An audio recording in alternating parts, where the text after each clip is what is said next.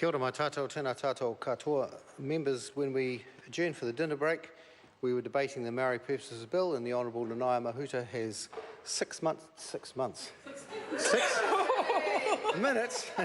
and 30 seconds remaining to speak. What a gift that might be.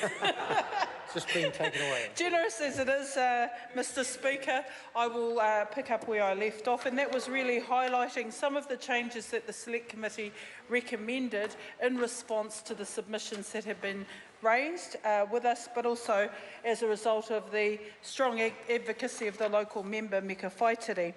One of those changes was around the ability of beneficiaries being able to, by special resolution, recommend a change to the Constitution. When the bill was originally presented to the committee, the only way changes to the Constitution could be made was on recommendation by the board, and there is a clear process by which the board needed to consult and engage with beneficiaries. However, we believed that the representations were so strong that we should provide for an amendment to allow a number of beneficiaries who hold not less than 10% of the beneficial interests to propose a special resolution. And this, I believe, will be, again, a way to take on board beneficial interests and ensure that there is greater transparency in the decision-making process of the board at large. One of the other key areas where we had some discussion was around the transitional arrangements of the new board. Originally, when the bill came to us, it was proposed that the transitional board comprise of 3 to 5 members. We had some discussion, I recall that quite clearly, and we suggested no, that needed to be increased from 5 to 7 members. And the reason for that was really around the quorum and to ensure that there was a reasonable number of members who would form the quorum. I'm pleased that the overall view of the committee was to ensure greater transparency around the quorum arrangements, but also the transitional provisions for the board. The last thing of substance that I wanted to comment on was the issue of the corpus lands under the Wīpere Trust. So those original lands that had been that were a part of setting up the trust, where there was quite a bit of strong emotional attachment to ensure that those lands would not be easily sold, could not be easily sold, and that the highest threshold should apply to these lands.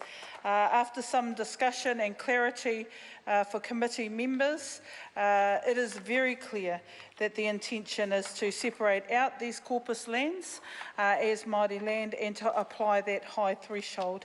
And with that said, I really want to now come back to the supplementary order paper that was submitted by my colleague Mika Whaitiri and the proposal to revert back to the status quo where the Māori Land Court would be able to determine any dispute relating to administrative and governance issues of the trust. And the reason for that is in some part due to the cost of going to the High Court, and we were talking about a group of beneficiaries, all at varying degrees of capability to address issues of cost. But the main reason is to improve access to a body, the Māori Land Court, who already have a well-documented institutional knowledge of the issues around the Wīpere Trust in particular, but also the dispute provisions. So I think that's a sensible provision, and that it's something that the House at large could consider. It's interesting that this particular bill precedes substantial changes that will be made to the Te Ture Whenua Māori Land Act. And I say this because, in a sense, the Wīpere Trust has got a specific dispensation for the way in which they operate. They're a very successful trust. We have been impressed by their operations and their futuristic, I guess, vision for the capability of their organisation and the various interests that they have. We remain committed to ensure that those concerns of beneficiaries in particular can be better reflected through the new governance arrangements, and in particular changing the Constitution to make provision for those interests. I think we've achieved that in part with the constructive working around the Select Committee. We were well serviced, in fact, by our officials on this bill, and I want to make comment that we received such good advice and clarity on this issue that the purposeful amendments to the bill, I think, in the end, were welcomed by the Wīpere Trust as they were by the Select Committee. We were ably chaired by our by Nut Korako, who has a knack of being able to get some decisions across the table in a convivial manner, as the Speaker would know. I don't have 6 months to be able to speak to this bill. I recommend the changes. I also recommend strong consideration of the SOP put up by my colleague Meka Whaitere as a very strong advocate for the area in which the Wīpere Trust resides. Kia ora tātou. Kia ora.